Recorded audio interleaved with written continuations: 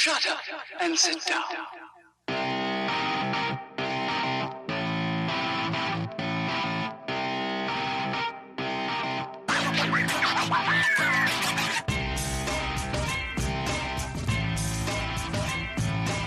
Welcome to the Bricks King podcast, where I'm going to bend your ear about Lego, review those amazing bricks of plastic, and discuss what is new and up-and-coming around the Lego world. I'm your Minifigure host, Matt. Let's build on it.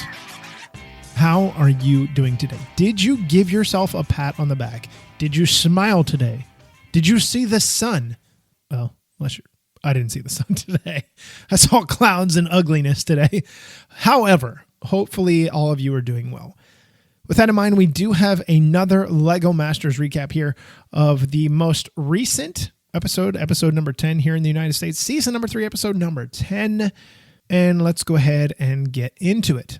So this week's episode, their build was centered around Marvel. They were each given an opportunity to race and try and pick up a minifig, one of a plethora of Marvel characters. So from there, they had to build a scene, an iconic scene that the judges, whoever, they gave to them and said, you have to mirror this scene. And that's exactly what they did. So first up, Emily and Liam, they chose Captain Marvel, or at least they were able to get Captain Marvel. The scene was kind of unique. I haven't seen Captain Marvel. However, it shows a missile that is incoming and Captain Marvel is trying to stop it in midair. Now, I must say their scene looked unique in its own right. That is a very difficult scene to undertake. Now, the build seems somewhat simple. The massive missile build that they did like in midair, as this thing is hurtling towards wherever it's hurtling towards, and Captain Marvel is like, boom, just like stopping that thing right there. That was cool. That was really neat. The missile build was just gorgeous, very cool looking in the way that it was done. And you know, the funny thing is they even used a blue light on the inside of the missile. I thought that was kind of neat. That was kind of unique. It was kind of different. And it was just another way to be able to add more details and stuff like that. However, the backdrop, you know, the judges had mentioned this, but I noticed it right off of the bat. I was like, oh my God, the backdrop is missing something. Texture. Is it too flat? Do you not have this? What is missing? Frankly, it was just too flat, in my opinion, where you end up missing that opportunity to be able to like capture even more. And again, I'm not knocking like I'm this super awesome builder. I'm just saying, from my opinion, it appeared that is what was missing. One of the big key points that was missing. Now, I will tell you that there were some issues as they were going through this build. Now, mind you, we only get to see what is edited together. Sometimes you see things and you're like, oh, it actually wasn't that big of a deal. But the production edit, maybe for a commercial or a preview for the next episode, makes it seem like it's a massive deal. And sometimes it's really not. However, Liam looked super, super stressed with this. He was definitely way more stressed than he has been this entire competition, at least from a viewer side of things. Now, their build was not bad. I did like it. Again, the texturing, you know, the background could have used some more, but it was crazy because he was really like, things were not exactly clicking together, no pun intended, but things were not clicking together like I think they originally had expected, which caused some issues as they were trying to build this thing, set it up anyway. So the next one up, I'm going to say this wrong. I know I've heard it said 1,000 times and I always do this. Shang-Chi, I think it's Shang-Chi, and the 10 Rings. So they had an interesting choice here. Their scene captures the fight of the Dweller in Darkness, which is a really cool looking scene. I haven't seen this movie, so I don't have any like major background knowledge. But one of the things that I found super fascinating is this creature called the Obelisk. Obelisk looked incredible. Very cool looking build. The monster idea behind this was really, really cool. I thought they did a really good job of matching the color as best as they could, because again, you're only given so many different colors, so many pieces, because they don't have the entire Lego inventory right there for you. They can't do that. I mean, I guess they could, but they're not going to do that. So you only have what you're able to use at that point in time. So I think they did the best that they could with what they had. The build in the backdrop I thought was really cool as well. I thought they did a pretty darn good job with it. And, you know, the picture was not a bad thing. I thought it was a pretty neat build. I thought it was a lot of fun. And, you know, you end up with something kind of cool.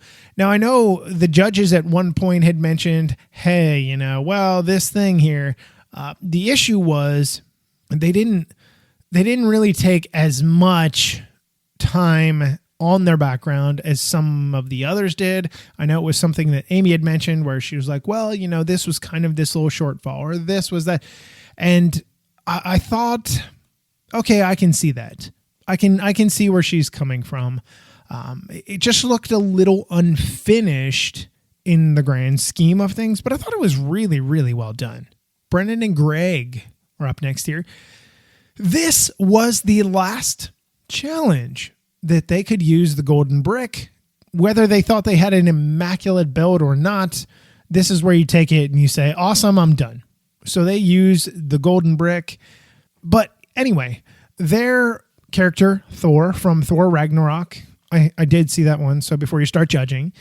Anyway, their mosaic for the backdrop was really, really, really, really nice. I loved it. I thought they did a great job. Again, some texture there, maybe a little bit too much bumpy, a little bit too rough. You know, it would have been nice. Amy had mentioned this as well. You know, the between the stud and tiles and stuff, that would have been great. But I think it was all studs, plates and stuff, if I'm not mistaken. However, I thought it looked incredible. It looked exactly like this cinematic scene in which they were given to recreate. I don't have anything bad about this. The enemy that they were going after, I thought was really cool. The undead army that they were building up there, really well built. You know, Thor flying through the air, you know, suspended with this streak of like lightning elements behind. I mean, that was done to like perfection. It was, if you were to hold it obviously side by side and you were to go back and forth looking at this thing, all you'd see is like, wow, that's so cool. Oh my God, look at that. Look, they did this and they did that. Oh, they managed to capture this. Obviously, you know, there's a difference between, 3D and not in this case, but I thought they did a really, really good job with that. And one last thing, Amy did mention that their backdrop was kind of a distraction to a certain degree, and that's kind of where she had mentioned before, like the lack of flat tiled elements and stuff like that. So I can understand where she is coming from with that, but I mean, overall, I thought the build was really exquisite. Steven and Steven are up next, and Steven and Steven have Doctor Strange. Doctor Strange, the scene that they got depicts a bus being thrown by a one-eyed monster, and Doctor Strange is protecting those folk that are in the vicinity, the citizens, the good, kindly people of probably New York City. Anyway, the saw blade of fire that they created, oh my God, that looked great. Holy cow, it looked neat. I was impressed by that. It was, so in that scene, you have the fire blade that is kind of fire saw blade that is going through a bus, and you have all these sparks and stuff like that, this debris, this brightly colored orange debris that's flying.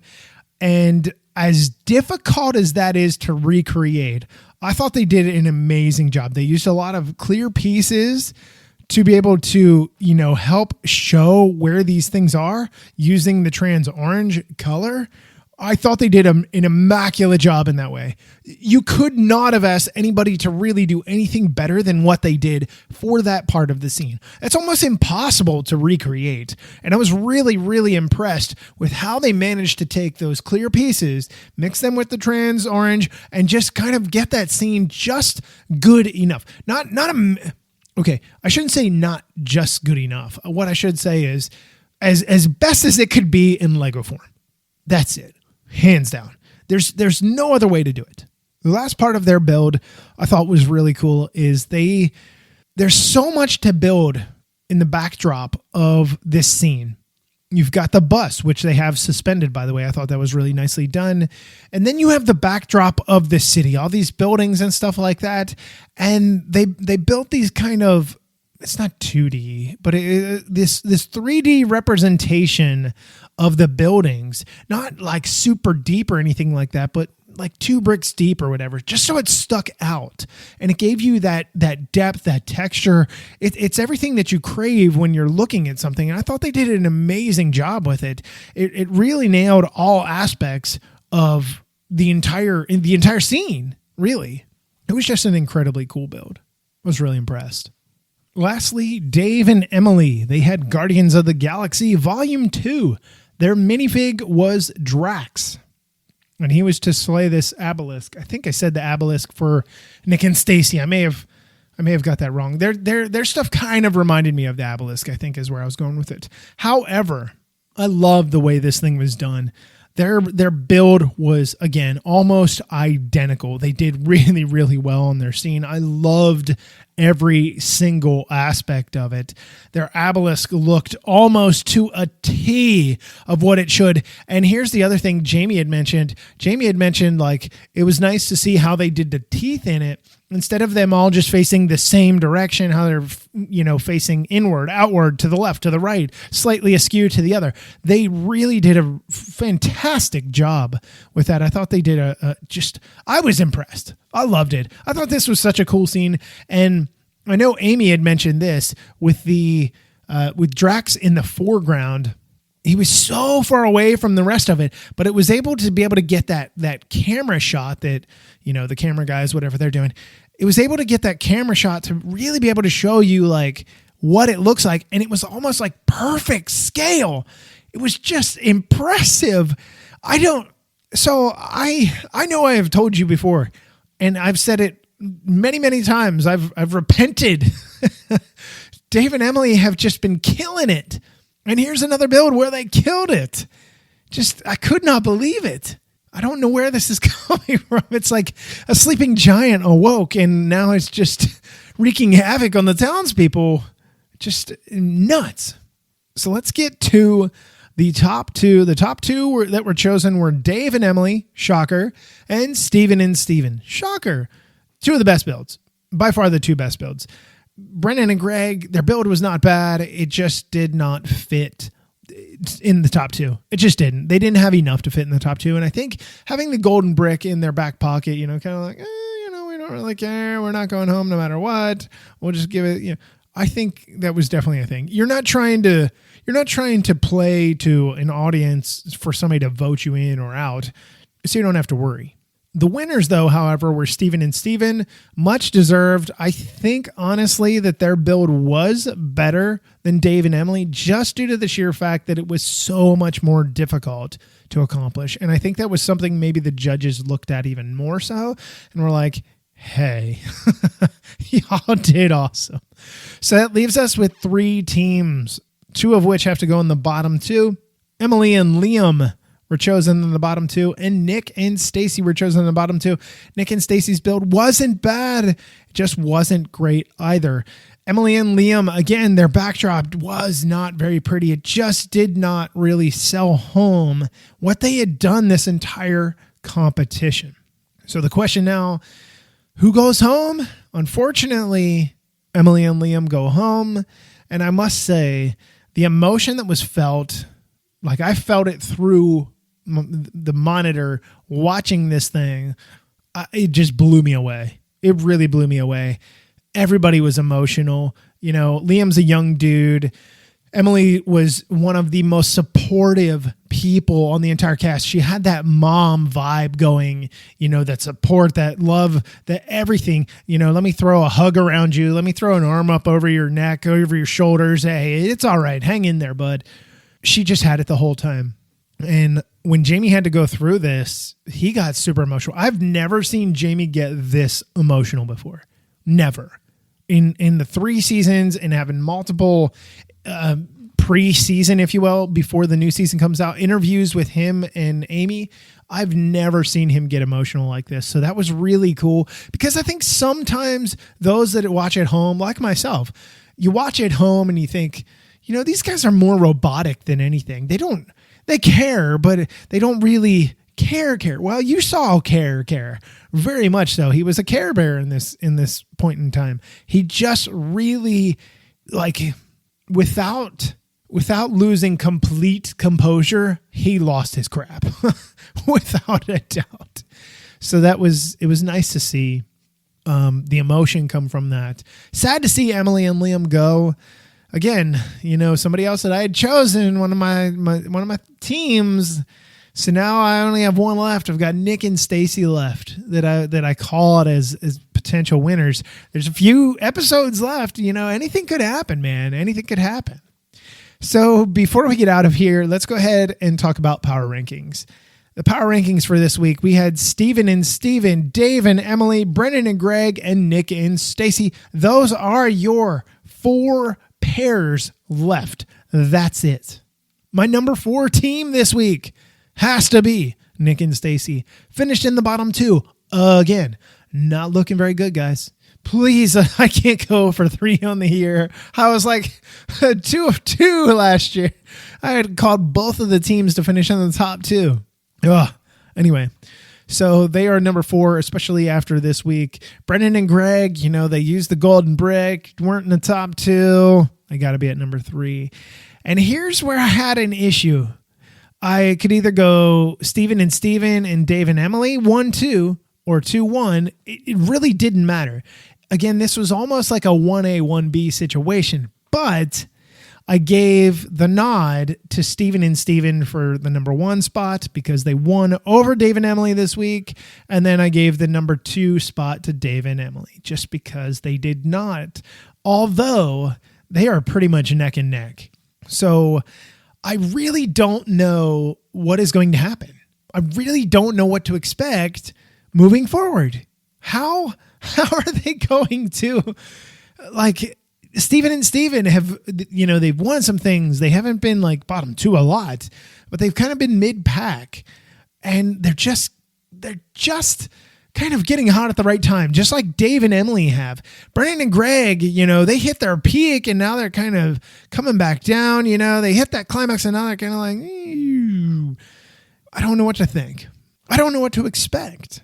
So next week on the next episode, NASCAR gets involved. William Byron is going to be there on stage, on set. If you don't know who William Byron is, he drives the number 24 car for Hendrick Motorsports, my favorite NASCAR team, my favorite NASCAR number, but not him. However, they have to build a NASCAR-style race car go-kart. Oh my God. What could go wrong with this? I mean, what could go wrong with this? Could anybody think of anything that could not go wrong with this? I don't know how they're going to pull this off. I don't care how they're going to pull this off, but my God, am I excited to watch it. It's going to be so much fun. I cannot wait to see this. So that's going to wrap up this episode. Until we meet again, I'm your Minifigure host, Matt. Let's bet on it.